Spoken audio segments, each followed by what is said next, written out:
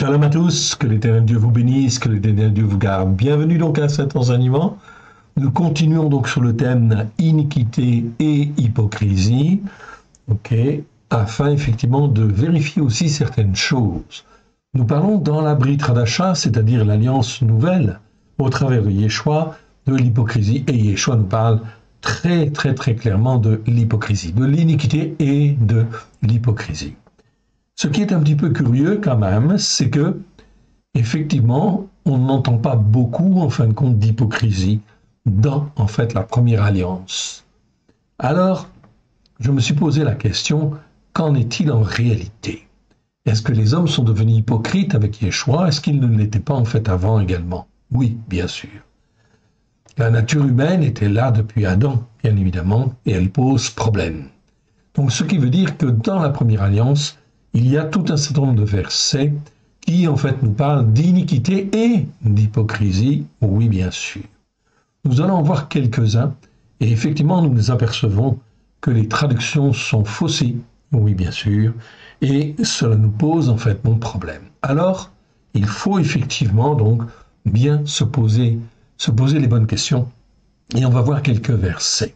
Et on va voir aussi, au travers de tout cela, c'est extrêmement important, comment l'Éternel Dieu, notre Père, notre Elohim, comment en fait réagit-il? En réalité, il est maître de toutes choses.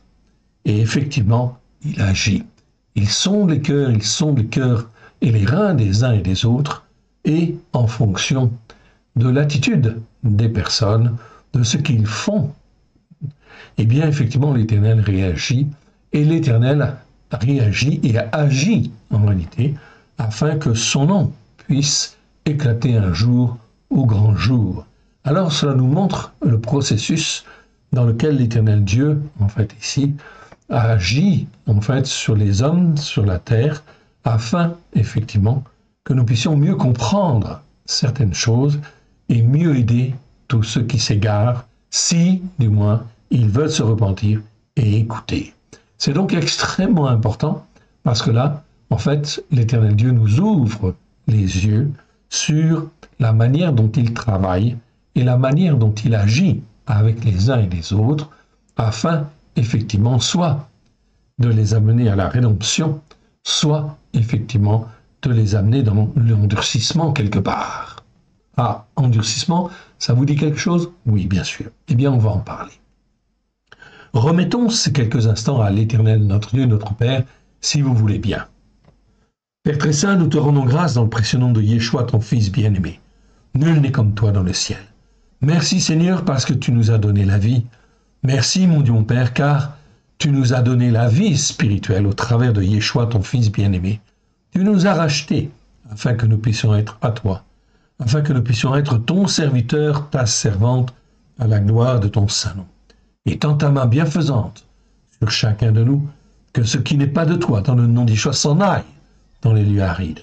Que ce qui est de toi soit oint de grâce et de vérité au travers de Yeshua Mashiach et puisse trouver dans chacun de nos cœurs un terrain favorable, oui Seigneur, afin que cette semence puisse trouver racine et prendre en fin de compte ici, oui, prendre vraiment racine dans nos cœurs, dans nos vies, afin qu'elle puisse se développer et former la plante que toi tu veux, afin de nous former, de nous façonner, afin que nous puissions être ton serviteur, ta servante dans les temps qui viennent, afin effectivement de pouvoir apporter le salut là où tu le veux et aider qui tu veux, comme tu le veux, à la gloire de ton saint nom. Merci, Père. Merci, Yeshua. Merci, Esprit Saint. Amen.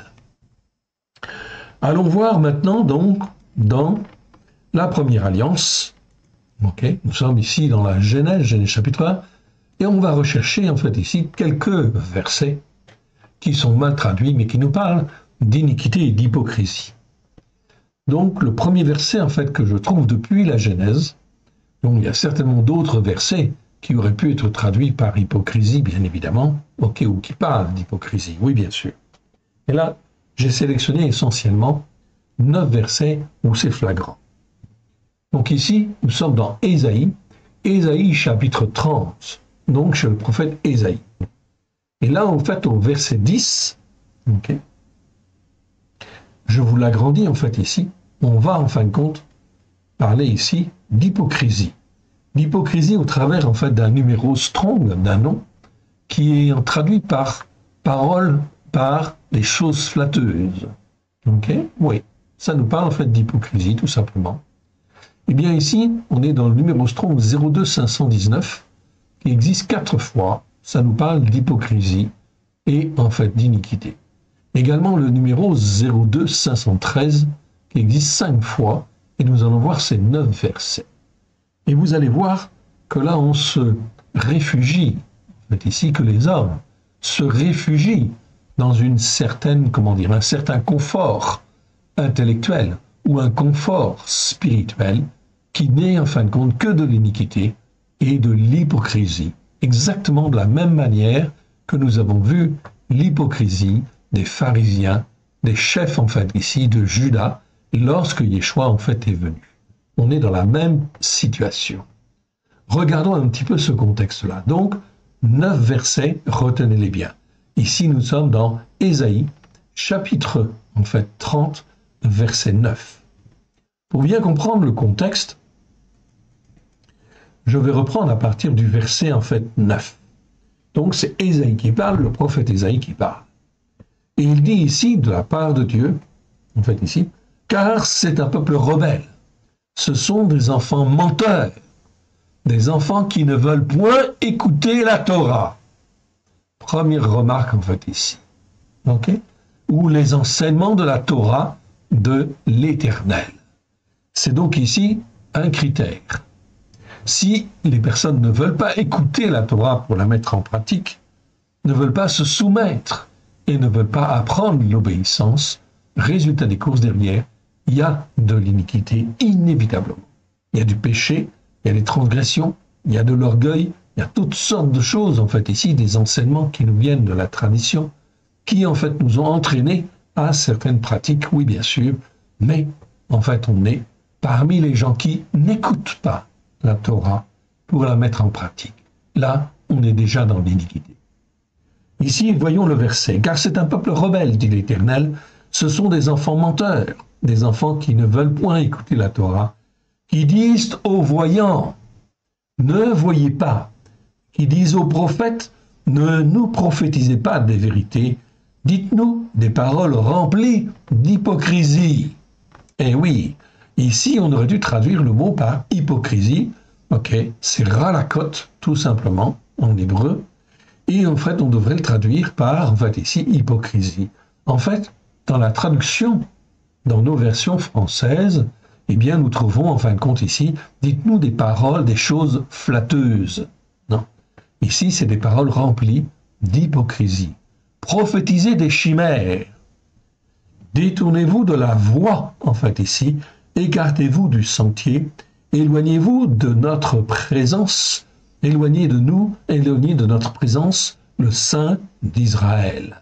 Donc là, on est dans l'hypocrisie, tout simplement. L'iniquité et l'hypocrisie.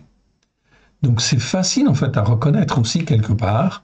Donc voilà pourquoi cela va nous aider dans les temps qui viennent à reconnaître justement les hypocrites. Qui disent aux voyants, ne voyez pas, aux prophètes, ne nous prophétisez pas des vérités, dites-nous des paroles remplies d'hypocrisie, prophétisez des chimères. Détournez-vous de la voie, écartez-vous du sentier, éloignez de notre présence le Saint d'Israël. C'est pourquoi ainsi parle le Saint d'Israël. Le Saint d'Israël, c'est notre Dieu, c'est Elohim. Ok, ah Elohim, le seul Dieu unique et vrai. Puisque vous rejetez cette parole, que vous vous confiez dans la violence et dans les détours, et que vous les prenez pour appui, cette iniquité, donc là le Seigneur parle bien d'iniquité, donc on est bien dans l'iniquité. Cette iniquité, c'est bien le mot avon. Je vous rappelle, je ne reviens pas en fin de compte sur ce mot-là. Okay, vous avez en fait des vidéos où j'ai fait des enseignements, sur des vidéos sur le mot avon, avon qui existe 230 fois sur 213 versets. Nous avons vu tous les versets.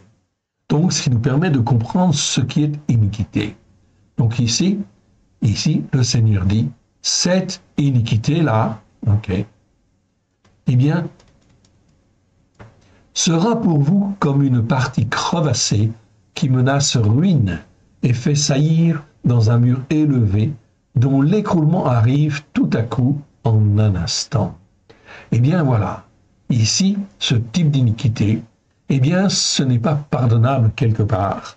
Voilà pourquoi les hommes, quand ils s'enfoncent dans ce type d'iniquité, eh bien cela veut dire, comme je dis bien, ils s'enfoncent, ils ne se repentent pas.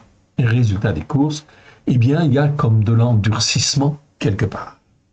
Cette iniquité sera pour vous comme une partie crevassée qui menace ruine. Donc c'est comme une crevasse, en fait, comme une fente, en fait, dans un mur, en fait, ici, ok, une partie crevassée qui menace ruine et fait saillir dans un mur élevé dont l'écroulement arrive tout à coup en un instant. Verset 14. Il se brise comme se brise un vase de terre et que l'on casse sans ménagement, et dont les débris ne laissent pas un morceau pour prendre du feu au foyer ou pour puiser de l'eau à la citerne. Verset 15. Car ainsi a parlé mon Adonai, l'Éternel. Okay? Donc c'est mon Adonai. Quand on a mon Adonai dans nos traductions ici, c'est bien parce qu'en hébreu, on a mon Adonai. Okay? On ne remplace pas le nom de l'Éternel par mon Adonai, c'est une erreur. Donc ici, vous avez en fait le nom de l'Éternel, ok, et il est vocalisé de différentes manières dans en fait les textes hébreux. Parfois Yeva, ok, parfois Yevi, parfois Yehova, etc. On trouve toutes ces formes de vocalisation, oui bien sûr, du tétragramme. Donc, pour respecter effectivement, en fait ici, on dit en fait Yod et Vavé, tout simplement, soit en hébreu, ou on dit l'Éternel, ou on dit Hachem, si on veut, comme on veut. Ça, c'est tout simplement pour respecter le tétragramme, respecter le nom précieux de l'Éternel. Car ainsi a parlé mon Adonai, l'Éternel, le Saint d'Israël. C'est dans la tranquillité et le repos que vous serez sauvés. C'est dans le calme et la confiance que sera votre force. Mais vous ne l'avez pas voulu. Mais vous ne l'avez pas voulu. Donc l'Éternel Dieu est en train de dire que sa voix, elle est sûre, elle est en fait ici certaine, et elle s'opère dans le calme et la confiance, oui. La perturbation, ok, toutes les, calamités, etc., qui peuvent arriver, sont effectivement pour les hommes qui sont en fait dans la rébellion quelque part, qui sont dans l'iniquité parce qu'ils n'ont jamais écouté ou ne veulent pas écouter l'Éternel pour se soumettre, être dans l'obéissance et se soumettre. C'est dans le calme et la confiance que sera votre force, mais vous ne l'avez pas voulu, dit l'Éternel. Verset 16, vous avez dit non, nous prendrons la course à cheval, c'est pourquoi, l'Éternel dit, vous fuirez à la course. Nous monterons des coursiers légers. C'est pourquoi ceux qui vous poursuivront seront légers. Verset 17. 1000 fuiront à la menace d'un seul, et à la menace de 5, vous fuirez jusqu'à ce que vous restiez comme un signal au sommet de la montagne, comme un étendard sur la colline. Donc l'Éternel promet dans les temps qui viennent, les mois qui viennent, les semaines qui viennent, les mois qui viennent, les très prochaines années, une dégradation spirituelle, une dégradation économique, une dégradation politique, une dégradation sociale extrêmement importante, car la colère de l'Éternel est là. Cela fait 2000 ans que Yeshua est venu, que l'Éternel a montré au monde entier la voie du salut. Et les hommes n'écoutent pas. Ils font ce qu'ils veulent. Ils développent leur propre théologie, mais ils n'écoutent pas, en fait, les enseignements de la Torah pour les écouter et les mettre en pratique. Avec simplicité de cœur. Non, au contraire, on crée des doctrines, on crée des églises, on crée des montagnes spirituelles, des collines spirituelles, oui, mais ce n'est pas sur la Torah, les prophètes et les psaumes. Donc, le monde est dans la désobéissance et dans l'insoumission. Et ce texte-là nous parle bien justement des rebelles, de ceux qui, en fin de compte, sont des enfants qui ne veulent point écouter la Torah de l'Éternel. Verset 18. Cependant, l'Éternel désire vous faire grâce. Il se lèvera pour vous faire miséricorde, car l'Éternel est un Elohim au jugement juste. Attention, en fait ici c'est le mot mishpat, donc qui a un jugement juste. Heureux tous ceux qui espèrent en lui. Dans la situation qui vont venir, de détresse qui vont venir, de détresse oppressante qui amène l'angoisse, eh bien effectivement, l'Éternel Dieu sonde les cœurs, sonde les reins, et il regarde ceux qui veulent placer leur espérance en lui, au travers de Yeshua HaMashiach, celui qui est appelé le Christ. Heureux tous ceux qui espèrent en lui. Verset 19. Oui, peuple de Tzion. Donc là, on ne parle pas, en fin de compte, ici de peuple qui est sur la montagne catholique, ou la montagne protestante, ou la montagne évangélique, évangélique ceci, ou évangélique cela, etc. Non, peuple de Tzion, peuple qui est sur la montagne de Tzion, c'est-à-dire sur des enseignements de la Torah qui permettent de monter spirituellement vers l'éternel Dieu. Ok. Habitants de Yerushalayim, la Jérusalem céleste, oui bien sûr. Ok. Donc on parle là de la Jérusalem spirituelle. Ok. Tu ne pleureras plus. Il te fera grâce quand tu crieras. Dès qu'il aura entendu, il t'exaucera. L'Éternel Dieu cherche la repentance. C'est une manière de dire « repentez-vous » car le royaume de Dieu est proche. C'est exactement en fait le langage que l'Éternel Dieu tient aujourd'hui, en fait ici en 2023, afin que les hommes et les femmes puissent se repentir et venir vers lui. Amen. Ça, c'était le premier verset que je voulais vous montrer. Donc, Ésaïe 30, verset 10. On va aller en fin de compte au suivant. Donc, le suivant, ça va être en fait ici, donc, dans Jérémie. Jérémie, chapitre 23, ici, vous le voyez, au verset 12. Ok. C'est pourquoi leur voix sera hypocrisie et obscurité. Ils seront poussés et ils tomberont, car je ferai venir sur eux le malheur, l'année où je les châtierai. Déclaration de l'Éternel. Ah. On va reprendre un peu plus haut. Ok, ici, c'est au temps de Juda. Ésaïe, c'était au temps de, comment dire, des tribus du Nord, des 10 tribus du Nord, et de Jérusalem. Ok, mais c'était plus spécifiquement pour, en fin de compte, les 10 tribus du Nord. Ici, c'est en fin de compte uniquement, puisque nous sommes à Jérémie, en fin de compte, les 10 tribus du Nord n'existent plus. Ok, donc on est avant la destruction de Jérusalem, avant effectivement que les Juifs soient emmenés, en fait, par Nebuchadnezzar. Donc il ne reste plus que Juda. Juda, en fait, ici, et Benjamin, principalement, et quelques autres Juifs qui venaient, bien sûr, des 10 tribus du Nord, qui étaient expatriés, en fait, en Juda. Bon. Mais ici, on est dans l'hypocrisie également. Ok? C'est-à-dire, en fin de compte, ici, ce n'est pas traduit par hypocrisie. Dans les mots, en fin de compte, ici, utilisés en français, c'est pourquoi leur voix sera glissante. Ok? Donc, nos traductions disent leur voix sera glissante. En réalité, c'est en fait rempli d'hypocrisie et d'obscurité. On va reprendre, ok. On va reprendre, ok. Et on va reprendre à partir du verset 1. Ce sera un petit peu plus long, mais extrêmement riche. Regardez ce qu'il est dit ici. Malheur aux pasteurs qui détruisent et dispersent le troupeau de mon pâturage. Déclaration de l'Éternel. Et oui, ici en fait on parle de quoi? On parle en fait des bergers, oui, mais c'est le même mot pour pasteur. En réalité, c'est exactement ça. Donc tous ceux qui enseignent, est-ce qu'ils enseignent sur les enseignements de la Torah, des prophètes et des psaumes, à la lumière de Yeshua, comme le faisait Yeshua et ses disciples au premier siècle? À vous de juger, et vous voyez là, bien évidemment, toute l'hypocrisie des systèmes religieux qui existent, bien évidemment.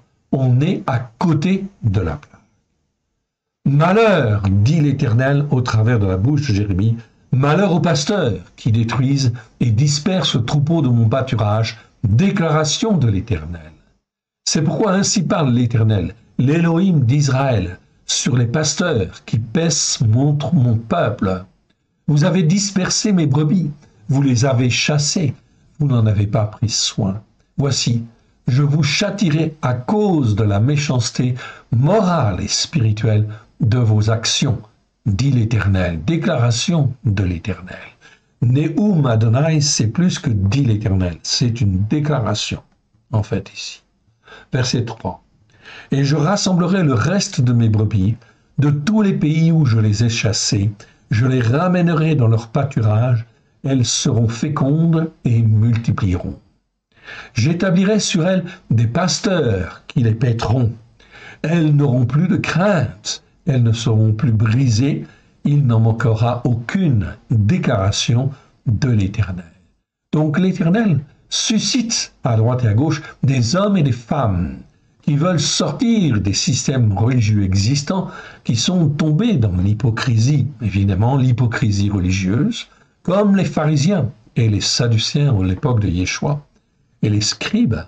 Eh bien, effectivement, l'Éternel dit, au travers de la bouche de Paulos, sortez, sortez du milieu d'eux, écoutez les enseignements de la Torah, avec grâce et vérité. Faites un groupe de maisons, formez-vous, apprenez les fêtes avec simplicité de cœur.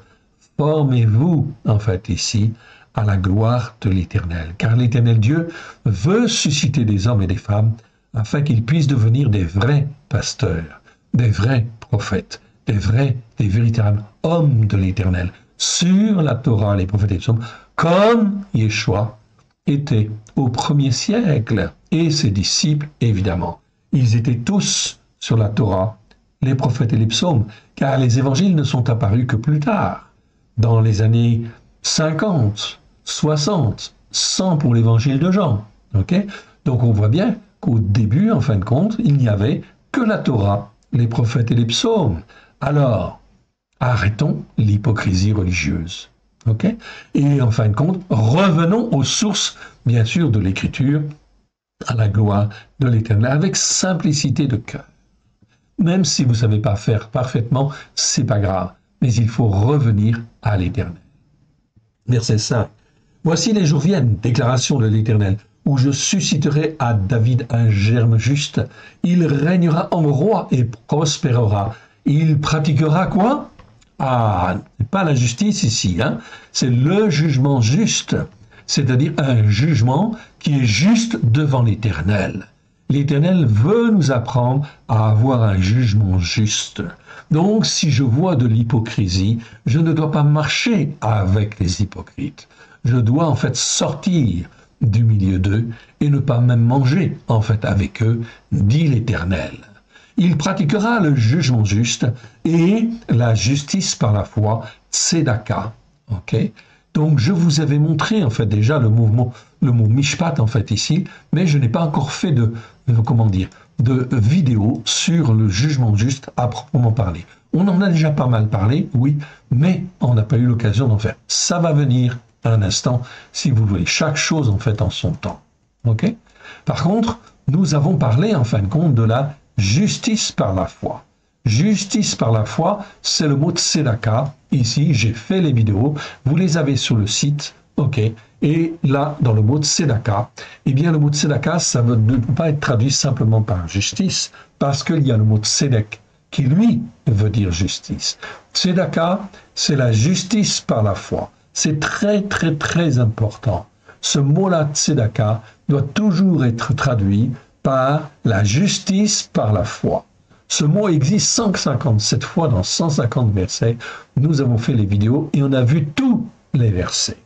C'est pour ça que je vous encourage à revoir, à en parler autour de vous. En fait, ici, ça s'appelle tzedaka ou la justice par la foi. C'est extrêmement important car lorsque Yeshua nous a rachetés, lorsque je donne mon cœur et ma vie à Yeshua, à ce moment-là, le sang de l'agneau me lave, me purifie, il me justifie par la foi. C'est la justice par la foi. C'est ce que Yeshua a fait depuis 2000 ans déjà. Nous sommes en 2023, oui. Et résultat des courses, eh bien, même les traductions aujourd'hui ne permettent pas de vraiment comprendre cet aspect-là. Okay, on le devine, on le par l'esprit, on peut effectivement le comprendre, oui bien sûr, mais ce n'est pas clair. Voilà pourquoi nous revoyons les traductions évidemment, afin de parler de la justice par la foi, comme l'Éternel Dieu le veut au travers de Yeshua, afin de fortifier les uns et les autres, tous ceux qui sont de bonne volonté et qui veulent servir l'Éternel Dieu à la gloire de son saint nom. Il pratiquera donc le germe juste ici, qui vient de David. C'est qui? C'est Yeshua lui-même. Il régnera en roi et prospérera. Il pratiquera le jugement juste et la justice par la foi dans le pays. Donc, Yeshua, lorsqu'il est venu, il, en fait, parlait avec ses disciples selon un jugement juste. Il a appris à ses disciples à avoir un jugement juste. C'est très, très, très important. Et à marcher dans la justice par la foi. Voilà pourquoi nous ferons ces vidéos sur le jugement juste. Mais c'est trop tôt en fait encore. Il faut attendre en fait encore un peu, en fait ici, afin effectivement de pouvoir plonger pleinement là-dedans. Car l'Éternel Dieu veut nous apprendre à avoir un jugement juste. Et je ne peux avoir un jugement juste que si je prends les jugements de Dieu. Quand Dieu dit que ça c'est bien, eh bien il faut dire que ça c'est bien. Quand Dieu dit que c'est mal, eh bien il faut dire que c'est mal, tout simplement. Donc il faut apprendre à avoir un jugement juste devant l'Éternel. C'est une manière de tirer notre foi vers le haut et de servir l'Éternel Dieu comme il le veut, avec grâce et vérité, au travers de Yeshua. Verset 6. En son temps, Yehuda sera sauvé. Israël aura la sécurité dans sa demeure, et voici le nom dont on l'appellera. Éternel, notre justice. Ici, c'est bien le mot tzedek, et non pas tzedaka, donc on le traduit par justice, et c'est très bien. Verset 7. C'est pourquoi voici les jours viennent, déclaration de l'Éternel, où l'on ne dira plus l'Éternel est vivant, lui qui a fait monter du pays de Mitzraïm les fils d'Israël. Mais on dira, l'Éternel est vivant, lui qui a fait monter et qui a ramené la postérité de la maison d'Israël du pays du septentrion et de tous les pays où je les avais chassés, et ils habiteront dans leur pays. Donc il y a bien une restauration d'Israël qui va se faire, oui, sur la terre d'Israël, oui. Sur les prophètes, mon cœur est brisé au-dedans de moi. L'Éternel dit à propos des prophètes, mon cœur est brisé au-dedans de moi. Tous mes os tremblent. Je suis comme un homme ivre, comme un homme fait pris de vin à cause de l'Éternel, à cause des paroles de sa sainteté. Car le pays est rempli d'adultère. Oui. Car à cause du serment, le pays est en deuil. Les plaines du désert sont desséchées. Ils courent au malheur. Ils n'ont de la force que pour ce qui est injuste. Voilà dans quelle, en fait, ici, situation nous sommes aujourd'hui. En France, mais pas seulement en France, partout dans le monde. La France, en fin de compte aussi, avait un rôle spirituel tout à fait particulier à jouer depuis la destruction d'Israël. Elle devait, effectivement, conduire le mouvement de la foi vers l'Éternel. C'était la responsabilité de la France parmi toutes les nations. Mais elle n'a pas montré l'exemple. Alors, bien sûr, des jugements vont venir et seront sévères, notamment sur la France. Verset 11. Prophètes et sacrificateurs sont corrompus. Mon frère, ma sœur, c'est ce que nous voyons aujourd'hui. Prophètes, tous les prophètes, et les sacrificateurs, dès lors qu'ils ne sont pas posés sur les enseignements de la Torah, des prophètes et des psaumes, ils sont corrompus quelque part. Ça ne veut pas dire que tout ce qu'ils disent est faux, mais en fait ici, on ne peut pas leur faire confiance. Pourquoi? Parce qu'en fait, ils sont sur des fondements qui ne sont pas bons, qui ne sont pas les fondements de Yeshua lui-même et des disciples. Les fondements de Yeshua et des disciples sont bien les enseignements de la Torah, avec grâce et vérité, bien évidemment. Prophètes, verset 11, et sacrificateurs sont corrompus. Même dans ma maison, j'ai trouvé leur méchanceté. Le Seigneur dit bien méchanceté, c'est le mot ra'a ici. déclaration de l'Éternel. Donc c'est une déclaration, c'est pas seulement dit l'Éternel, c'est une déclaration, c'est une affirmation en fin de compte de l'Éternel. Verset 12. C'est pourquoi leur voix sera hypocrisie. Eh oui, sera en fin de compte une voix glissante. Mais c'est pas voix glissante, ça ne doit pas être traduit par voix glissante. Sera hypocrisie, bien évidemment, pour emmener les hommes dans l'hypocrisie, effectivement. Et obscurité, dit le Seigneur. Ici, c'est bien obscurité. Ils seront poussés et ils tomberont, car je ferai venir sur eux le malheur. Ra'a, en fait, ici, l'année où je les châtirai. Déclaration de l'Éternel. Donc ici, c'est bien une déclaration. C'est le prophète Jérémie qui le dit. Ce n'est pas moi qui le dis, c'est Jérémie qui le dit. C'est l'Éternel Dieu au travers de la bouche de Jérémie. Et c'est moi-même aujourd'hui, bien sûr, au travers de la parole de Dieu, qui le dit. Oui, bien sûr, car nous sommes en 2023. Mais nous sommes là, en fin de compte, ici, à constater l'hypocrisie des uns et des autres. Verset 13. Dans les prophètes de Samarie, j'ai vu de l'extravagance. Ils ont prophétisé par Baal. Ils ont égaré mon peuple d'Israël. Donc l'Éternel affirme en fait ici que dans les 10 tribus du Nord, c'est Samarie, j'ai vu de l'extravagance. Ils ont prophétisé par Baal, donc par Satan, par Bélial, si vous voulez, ok, ou par les serviteurs de Satan, tout simplement. Ils ont égaré mon peuple d'Israël. Verset 14. Mais dans les prophètes de Yerushalayim, les prophètes de Jérusalem, j'ai vu des choses horribles. Ils sont adultères. Ils marchent dans le mensonge. Ils fortifient les mains de ceux qui font le mal, afin qu'aucun ne revienne de sa méchanceté.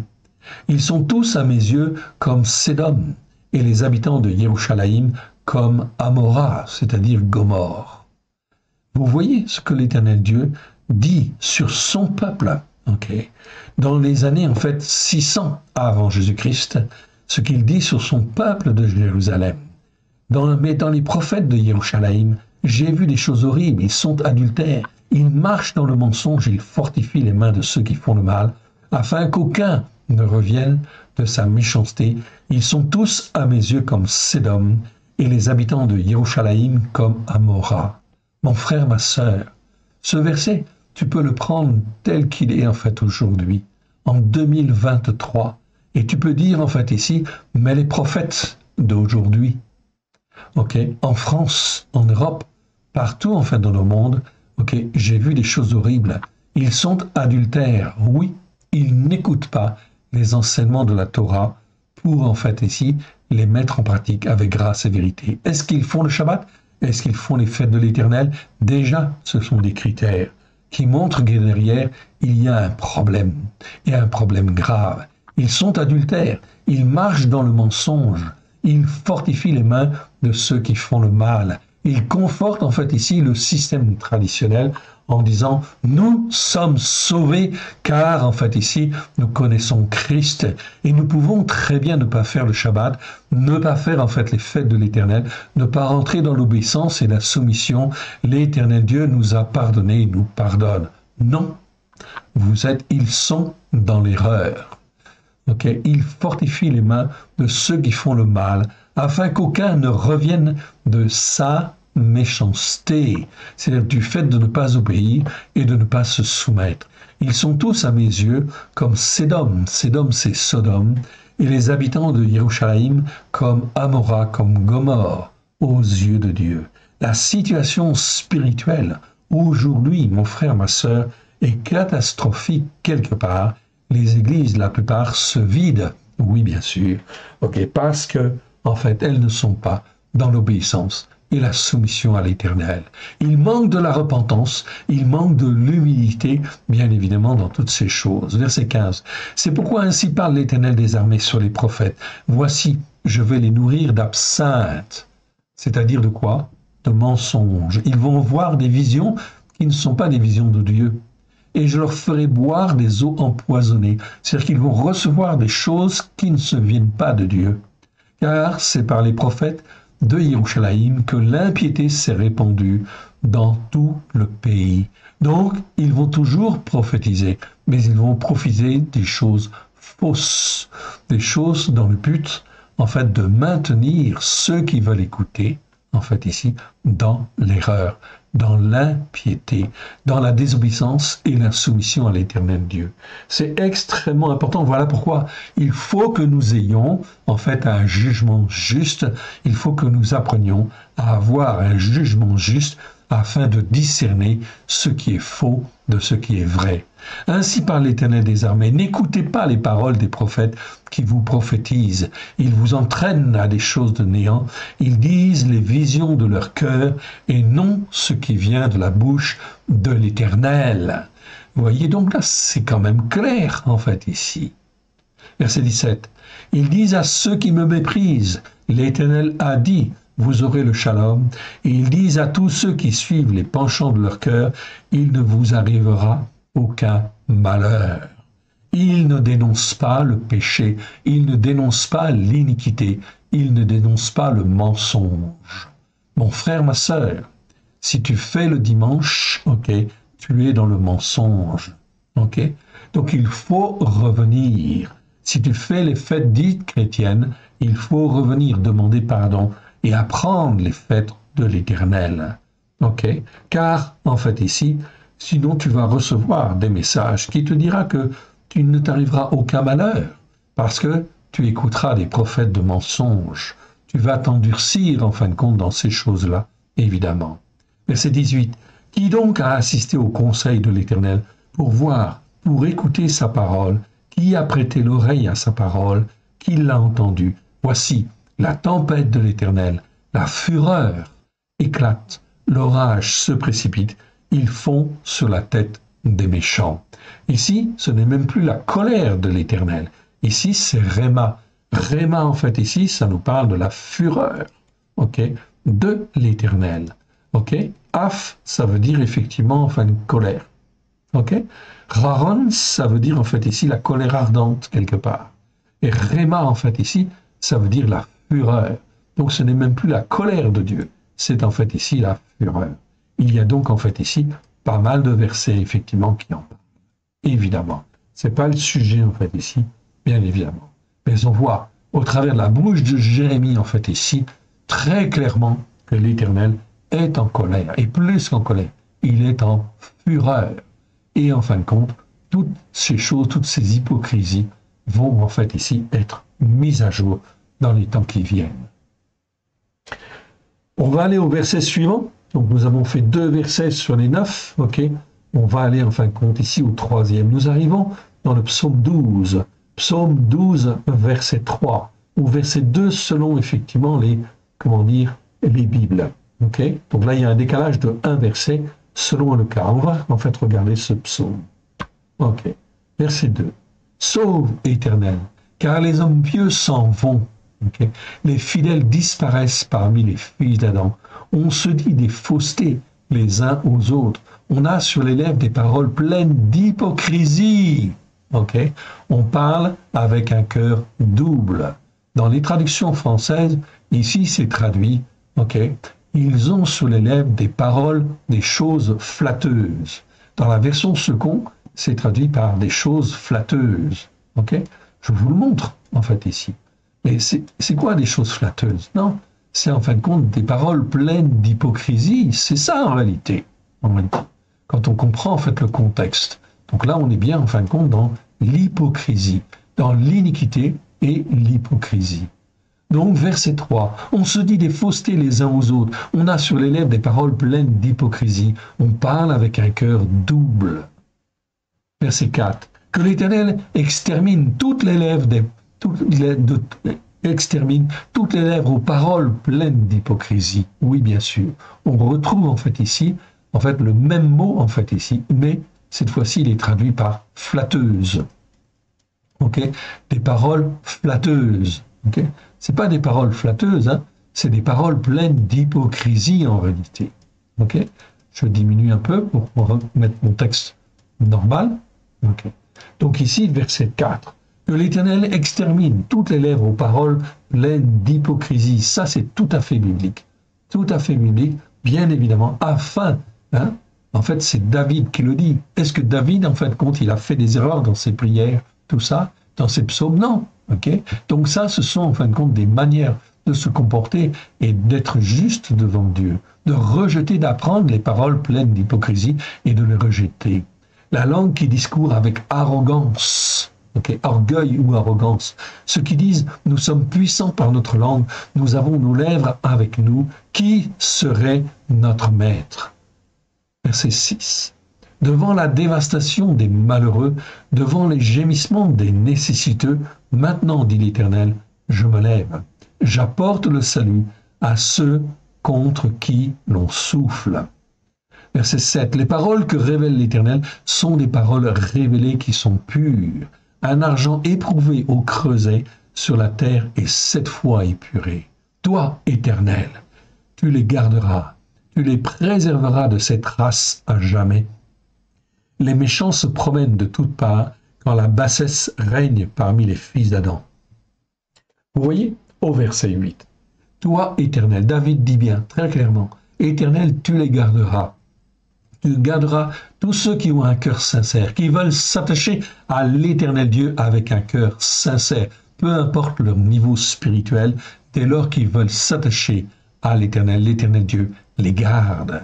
Toi, Éternel, tu les garderas, tu les préserveras de cette race à jamais, de cette race de méchants, d'hommes en fait hypocrites, remplis de paroles d'hypocrisie, qui ont la langue facile et qui parlent beaucoup en fait ici, mais qui ne sont pas sur en fin de compte les racines hébraïques de la foi, qui ne sont pas posés sur effectivement les enseignements de la Torah avec grâce et vérité au travers de Yeshua, HaMashiach.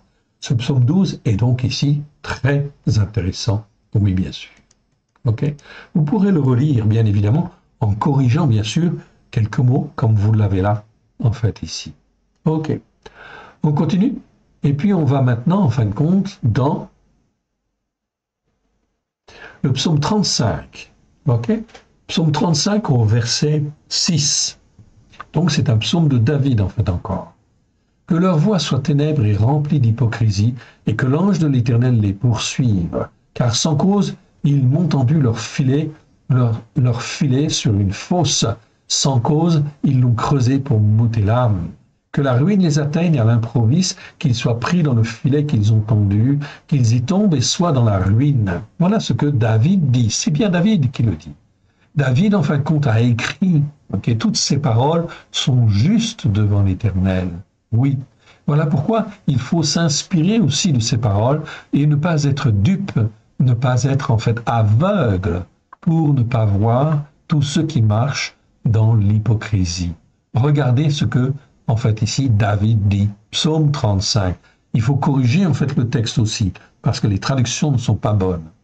Défends-moi contre mes adversaires, combats ceux qui me combattent. Voilà ce que David dit à l'Éternel, son Dieu, en fait, ici. Défends-moi contre mes adversaires, combats ceux qui me combattent. Saisis le petit et le grand bouclier, lève-toi pour me secourir. Brandis la lance et le javelot contre mes persécuteurs. Dis à mon âme, je suis ta délivrance.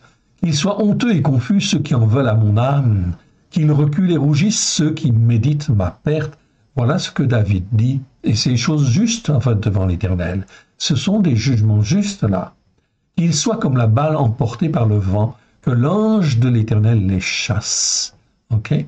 David sait très bien que lorsqu'ils sont pris en fait comme ça dans l'hypocrisie, ils sont en fin de compte sur les pentes dangereuses de l'iniquité et de l'hypocrisie. Que leur voix soit ténèbres et remplie d'hypocrisie, et que l'ange de l'Éternel les poursuive. Ici.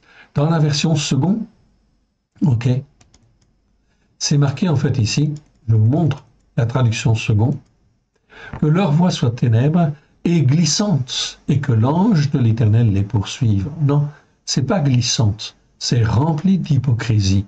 Okay? Parce qu'ils ont été hypocrites, alors, en fait, ils seront remplis d'hypocrisie. C'est tout à fait biblique. Ça, c'est ce que l'Éternel, en fait, ici, sonde, voit et sonde les âmes. Quand il voit que les hommes sont dans l'hypocrisie, eh bien, il va les faire marcher dans l'hypocrisie. Tout simplement, en fait, ici. On verra cela avec Pharaon, si Dieu nous permet, en fait, ici. L'endurcissement de Pharaon, c'est très clair. et que l'ange de l'Éternel les poursuive. Car sans cause, ils m'ont tendu leur filet sur une fosse, sans cause, ils l'ont creusé pour m'ôter l'âme. Que la ruine les atteigne à l'improviste, qu'ils soient pris dans le filet qu'ils ont tendu, qu'ils y tombent des soies dans la ruine. Et mon âme aura de la joie en l'Éternel et de l'allégresse en sa délivrance. Ici, c'est pas le mot salut, c'est le mot Yeshua, comme le nom de notre Seigneur Yeshua. Donc ça veut dire délivrance. Tous mes os diront l'Éternel, qui peut comme toi délivrer le malheureux d'un plus fort que lui, le malheureux et l'indigent de celui qui le dépouille. De faux témoins se lèvent, ils m'interrogent sur ce que j'ignore, ils me rendent le mal pour le bien, mon âme est dans l'abandon. Et moi, quand ils étaient malades, je revêtais un sac, j'humiliais mon âme par le jeûne, je priais la tête penchée sur mon sein.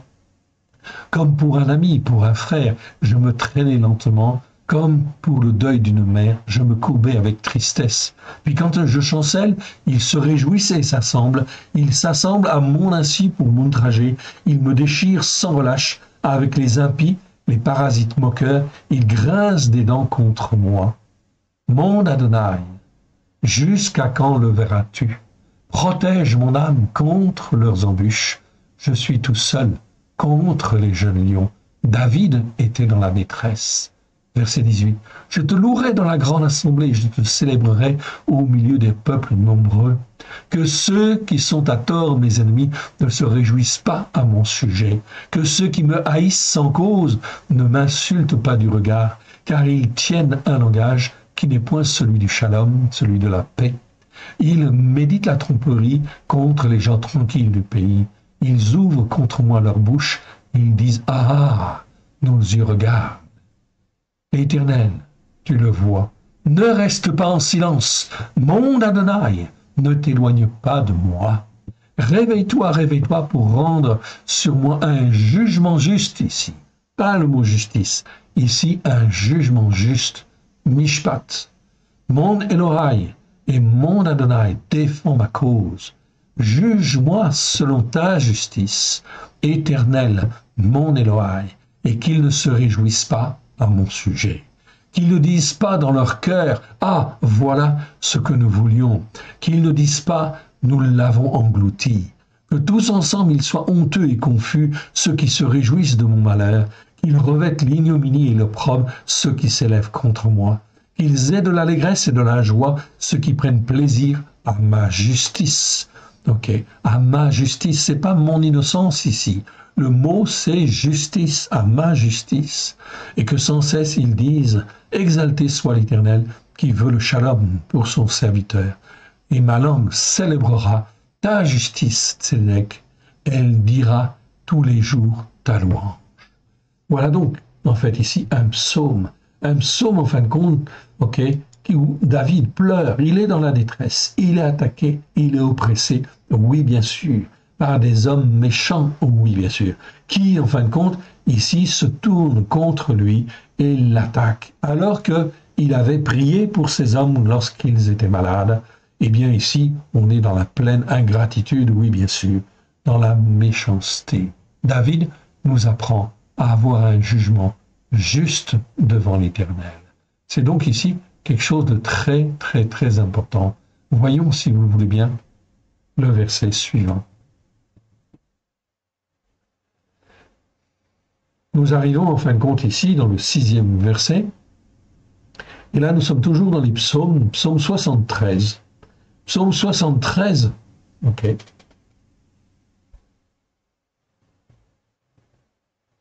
Verset 18. Oui, tu les places sur des voies remplies d'hypocrisie. Au lieu, en fin de compte, ici, c'est traduit dans nos Bibles françaises par, en fait, sur des voies glissantes. Ok. Dans la seconde, c'est traduit sur les voies glissantes. Mais ce n'est pas des voies glissantes. C'est, en fait, le mot qui parle d'hypocrisie, en réalité. Et en fin de compte, on est sur une pente, en fait, grave, une pente sévère, qui, en fait, nous fait passer, justement, de l'iniquité à l'injustice. Ok. Souvenez-vous, en fin de compte, ici, là, on est dans le psaume 73. Ok. Souvenez-vous, en fin de compte, que je vous avais, en fait, montré un petit tableau. Ok. Très important. Je vous le rappelle, en fait, ici, tout simplement.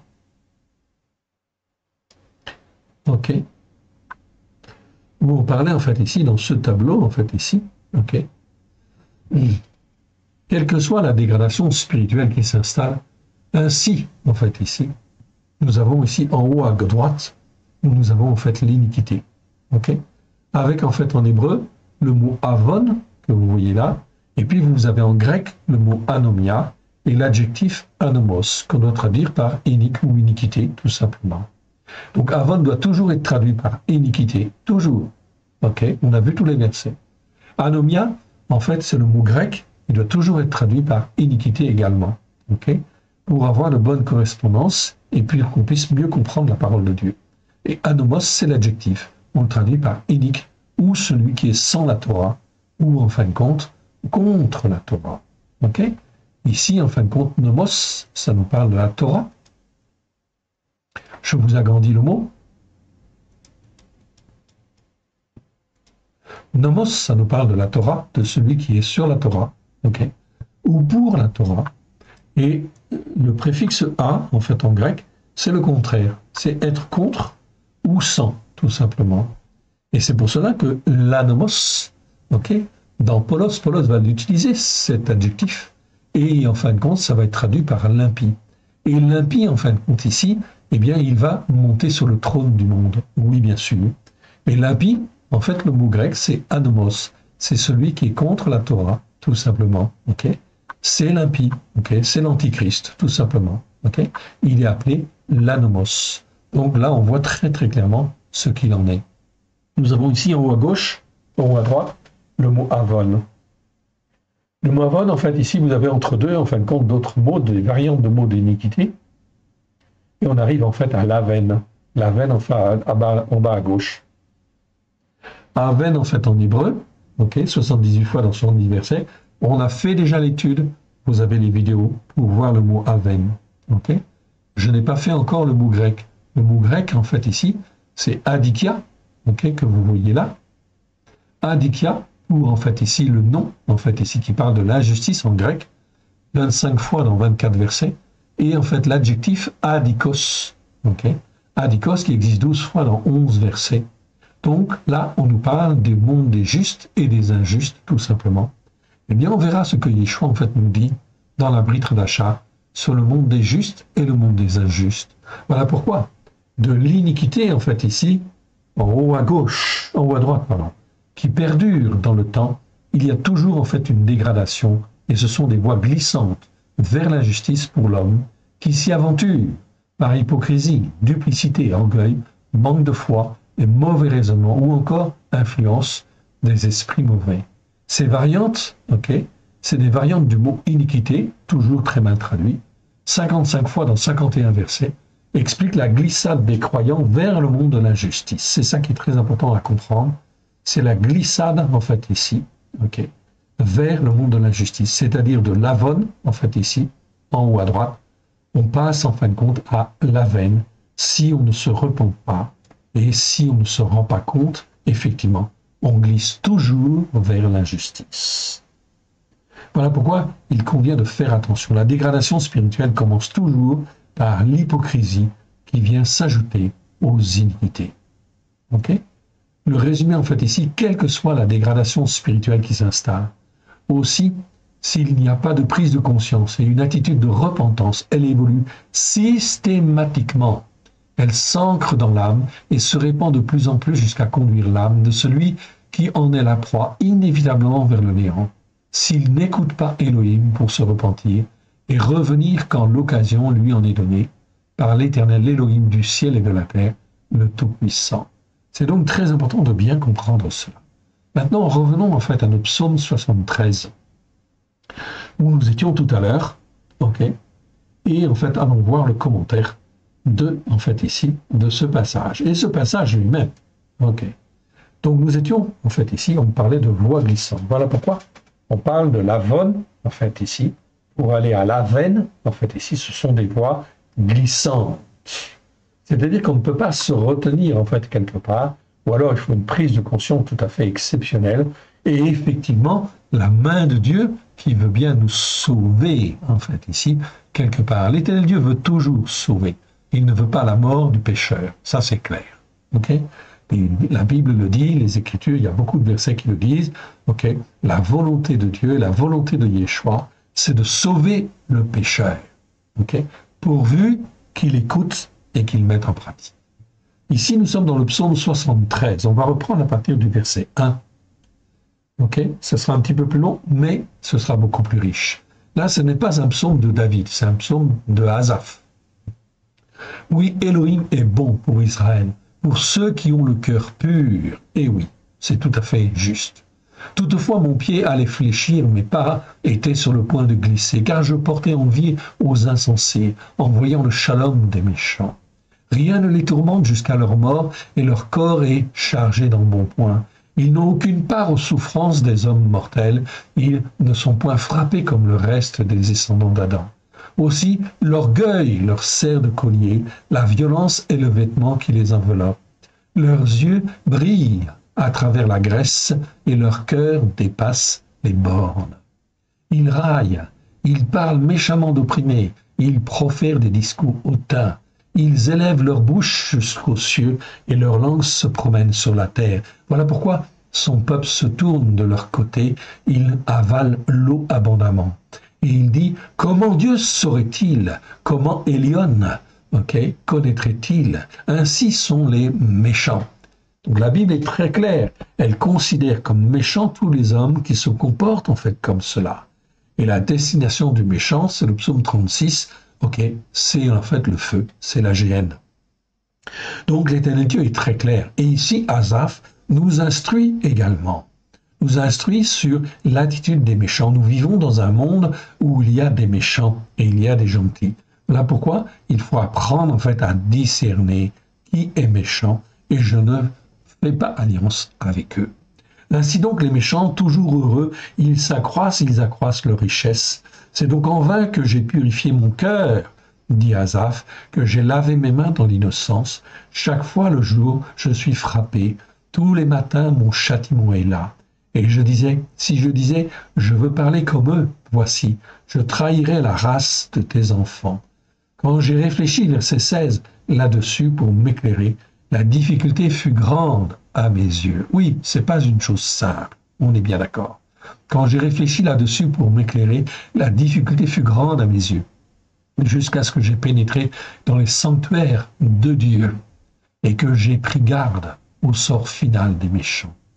Verset 18. Oui, tu les places sur des voies remplies d'hypocrisie. Sur des voies glissantes, on peut dire ici carrément, ou encore sur des voies glissantes. Ça, c'est la traduction en fin de compte dans la seconde. Mais c'est pas des voies glissantes. Les voies glissantes, c'est les voies de l'hypocrisie, bien sûr. Ils font toujours, mais ils vont dans le mur, en fait, ici. Donc, c'est mieux de traduire sur des voies remplies d'hypocrisie. Donc, on ne doit pas faire comme eux. Oui, bien sûr, parce qu'eux, ils sont sur une voie glissante et ils serviront à faire éclater la gloire de Dieu à un moment donné ou à un autre. Mais ils ne sont pas du beau côté. Tu les fais tomber et les mets en ruine. Et quoi? En un instant, les voilà détruits. Ils sont enlevés, anéantis par une fin soudaine. Comme un songe au réveil. Mon Adonai, à ton réveil, tu repousses leur image. Lorsque mon cœur s'aigrissait et que je me sentais percé dans les entrailles, j'étais stupide et sans intelligence. J'étais à ton égard comme les bêtes. Cependant, je suis toujours avec toi. Tu m'as saisi la main droite. Tu me conduiras par ton conseil, puisque tu me recevras dans la gloire. Quel autre ai-je au ciel que toi, et sur la terre, je ne prends plaisir qu'en toi. Ma chair et mon cœur peuvent se consumer. Elohim sera toujours le rocher de mon cœur et mon partage. Car voici, ceux qui s'éloignent de toi périssent. Tu anéantis tous ceux qui te sont infidèles. Pour moi, m'approcher d'Elohim, c'est mon bien. Je place mon refuge en mon Adonai, Éternel, afin de raconter toutes tes œuvres. Ce psaume est extraordinaire. Il contribue en fin de compte à tirer notre foi en fin de compte vers le haut, oui bien sûr, et en fin de compte à faire totalement confiance en l'Éternel, notre Dieu, qui sonde les cœurs, qui sonde les reins. Et c'est extrêmement important car, en fait ici, dans le monde qui vient, il y aura de plus en plus de gens méchants, il y aura de plus en plus de gens qui cherchent l'Éternel et qui ne sauront à quel saint se vouer. Voilà pourquoi le psaume 73, en fait, d'Asaph, est extrêmement important. Il nous montre comment l'Éternel, en fait, ici, travaille sur la terre. Il endurcit, en fait, les hypocrites. Il endurcit les méchants dans leur méchanceté. OK.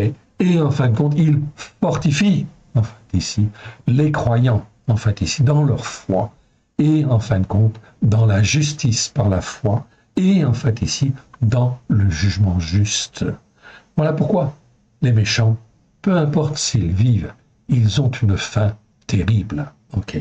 Et en fin de compte, elle est assurée, en fait, aussi quelque part. Voilà pourquoi je suis toujours avec l'Éternel. Et c'est ce que je dois me dire, en fait, ici, afin de me conforter, de me consolider. C'est donc extrêmement important. Je ne risque pas d'être touché par l'hypocrisie. Voilà. On continue et on arrive, en fait, maintenant. OK. On arrive, en fait, maintenant dans Proverbe 6. OK. Proverbe 6, verset 24. OK. Ils te préserveront de la femme corrompue, de la langue pleine d'hypocrisie. Ici, dans nos Bibles, c'est traduit en français par doucereuse. C'est la langue pleine d'hypocrisie de l'inconnu. On va reprendre à partir du verset 20. Regardez bien. Mon fils, voilà la recommandation de l'Éternel. Mon fils, garde les commandements de ton Père et ne rejette pas l'enseignement de la Torah de ta mère. OK? Verset 21. Lis-les constamment sur ton cœur, attache-les à ton cou, bien évidemment. Verset 22. Ils te dirigeront dans ta marche, ils te garderont sur ta couche et ils te parleront à ton réveil. Verset 23. Car le commandement est une lampe et l'enseignement de la Torah une lumière. Voilà pourquoi les enseignements de la Torah doivent être, bien sûr, à la lumière de Yeshua, à Mashiach, comme il l'était au premier siècle. Bien évidemment, car Yeshua a enseigné sur la Torah, les prophètes et les psaumes. Quand il discutait avec ses disciples, quand il parlait avec ses disciples, il n'avait que la Torah, les prophètes et les psaumes, bien évidemment. Donc Yeshua leur a expliqué tout un certain nombre de choses, bien évidemment. Et l'enseignement de la Torah, une lumière. Les avertissements de la correction sont la voie de la vie. Verset 24. Ils te préserveront de la femme corrompue. Oui, bien sûr, parce que en fait, on est dans en fait ici l'obéissance et la soumission au commandement de Dieu. Et en fait ici, on ne rejette pas l'enseignement de la Torah. Alors, bien sûr, l'Éternel promet. Ils te préserveront de la femme corrompue, de la langue pleine d'hypocrisie de l'inconnu. Ne la convoite pas dans ton cœur pour sa beauté et ne te laisse pas séduire par ses paupières, car pour la femme prostituée, on se réduit à un morceau de pain, et la femme mariée tend un piège à la vie précieuse. Quelqu'un mettra-t-il du feu dans son sein sans que ses vêtements s'enflamment? Quelqu'un marchera-t-il sur des charbons ardents sans que ses pieds soient brûlés? Il en est de même pour celui qui va vers la femme de son prochain. Quiconque la touche ne restera pas impuni. On ne tient pas pour innocent le voleur qui dérobe pour satisfaire son appétit quand il a faim. Si on le trouve, il fera une restitution au double. Il donnera tout ce qu'il a dans sa maison. Mais celui qui commet un adultère avec une femme est dépourvu de cœur. Celui qui veut se perdre agit de la sorte. Il n'aura que plaie et ignominie, et son opprobre ne s'effacera point. Car la jalousie met un homme fait en fureur, il est sans pitié au jour de la vengeance. Il n'a égard à aucun prix de rançon, il est inflexible, quand même tu multiplierais les dons. Voilà donc un enseignement, en fait, ici, sur le Proverbe 6, bien évidemment, qui est donc, en fait, très important. Okay? Je n'ai pas lu les versets, en fait, au préalable. Oui, bien sûr. OK. Mais le verset 12, en fait, ici, je peux m'arrêter. J'aurais pu lire, en fait, ici, « Mon fils, si tu as cautionné ton prochain, si tu t'es engagé envers un homme, un étranger hostile, je passe sur le reste. Vous pourrez faire une copie d'écran si vous le voulez. » Verset 12, « Le descendant d'Adam sous l'influence de Bélial, en fait, ici. Donc ça, c'est mal traduit en fait aussi dans nos Bibles. Ok, c'est effectivement pas traduit par le descendant de pervers, l'homme pervers. Non, c'est le descendant sous l'influence de Bélial, c'est-à-dire des esprits mauvais de Satan. L'homme d'injustice a un langage tortueux. Il cligne des yeux, parle du pied, fait des signes avec les doigts. La perversité est dans son cœur. Il médite le mal en tout temps. Il excite les querelles. Ainsi aussi la ruine arrivera-t-elle subitement. Il sera brisé tout d'un coup et sans remède. Ok? Donc c'est très très très important. Il y a 6 choses que hait l'Éternel et même 7 qu'il a en horreur. Le cœur hautain, la langue menteuse, les mains qui répandent le sang innocent, le cœur qui médite des pensées d'injustice. Et ici, c'est pas en fait qui a des projets uniques, non, qui médite des pensées, en fait ici, Maracheva, d'injustice. Là, c'est le mot aven, les pieds qui se hâtent à courir au mal, le témoin de mensonge qui dit des contre-vérités et celui qui excite des querelles entre les frères. Vous voyez, ce proverbe 6 est extrêmement en fait parlant, en fait ici.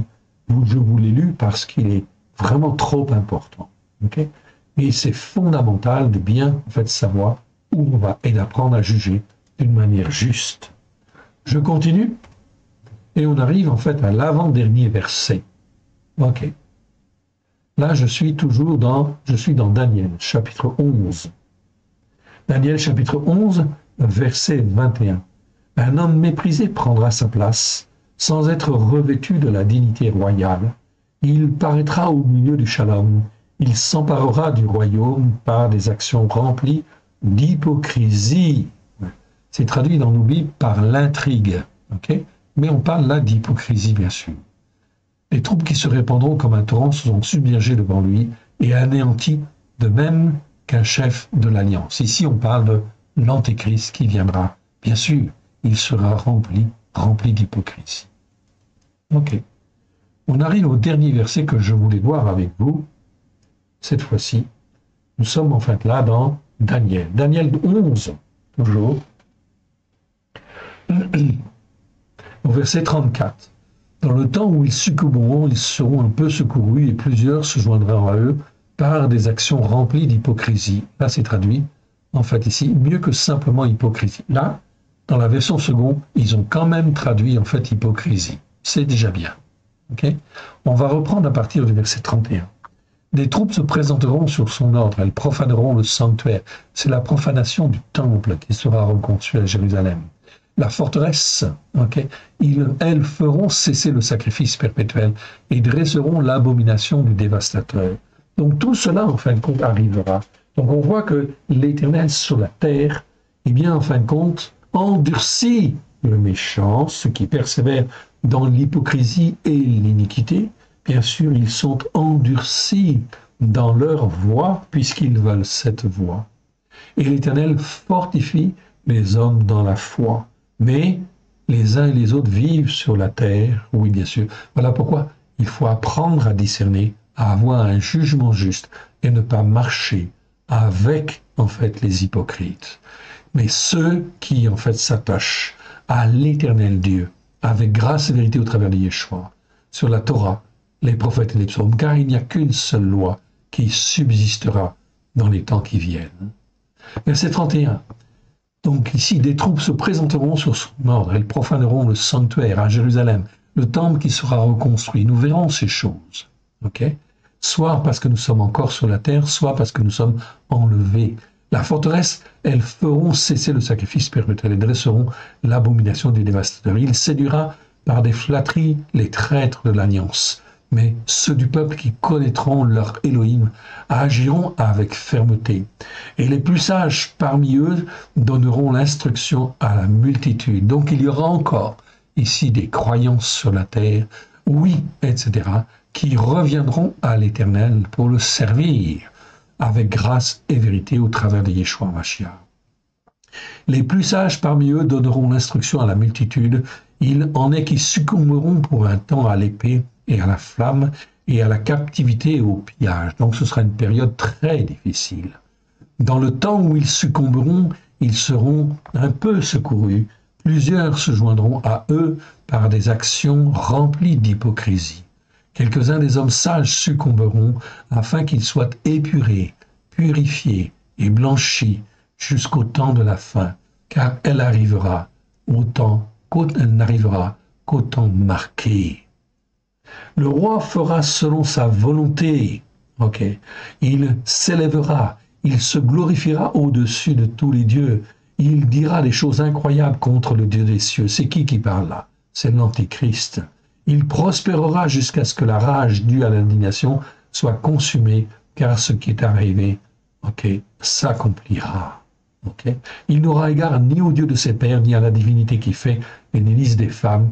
Il n'aura égard à aucun Dieu, car il se glorifiera au-dessus de tous. Toutefois, etc. Ok, je vous laisse continuer si vous le voulez. On va donc en fait ici s'arrêter là. Ok, et on va remettre au Seigneur. Ce qui est important dans cette vidéo, c'est de bien comprendre que l'Éternel Dieu travaille sur la terre. Ok, travaille sur la terre pour mettre les méchants, les impies, en fin de compte, de côté. Ok, qu'ils s'endurcissent dans leur hypocrisie, dans leur iniquité et leur hypocrisie. Voilà pourquoi nous devons apprendre en fait à discerner et que notre chemin, si jamais il croise ces gens-là, puisse s'écarter au plus vite, évidemment, afin de ne rien avoir à faire avec les méchants. Donc il faut effectivement en fait ici se fortifier évidemment, s'attacher de plus en plus à l'Éternel Dieu afin que notre foi puisse être tirée vers le haut et que nous puissions grandir dans la justice par la foi et en fait selon un jugement juste. C'est donc extrêmement important. Je vous renvoie aux vidéos sur la tzedaka, sur la justice par la foi, sur la vonne que nous avons fait, sur l'iniquité et sur la veine, l'injustice que nous avons déjà en fait fait. Toutes ces vidéos sont extrêmement enrichissantes. Elles nous permettent d'apprendre à avoir un jugement juste dans les temps qui viennent. Que l'Éternel Dieu vous bénisse, que l'Éternel vous garde. On termine par une petite prière. Père très sage, je te rends grâce en précieux nom d'Yeshua. Merci Seigneur pour ta parole que tu nous dévoiles. Que tout ce qui n'est pas de toi dans le nom de Yeshua s'en aille dans les lieux arides. Que ce qui est de toi soit loin de grâce et de vérité au travers de Yeshua Mashiach, celui qui est appelé le Christ. Et que cette parole révélée puisse trouver dans chacun de nos cœurs un terrain favorable, puisse y produire des racines profondes, être bien enracinées, et qu'elle puisse en fait grandir, afin de glorifier ton saint nom, afin de glorifier ton saint nom, au travers de Yeshua HaMashiach, celui qui est appelé le Christ. Aide-nous, mon Dieu, mon Père, à te faire plaisir. Sans toi, nous ne pouvons rien faire. Que ton nom soit béni, honoré, loué toujours et partout. Amen. Que l'Éternel Dieu vous garde, que l'Éternel Dieu vous protège. À très bientôt. Shalom, shalom à tous. Amen.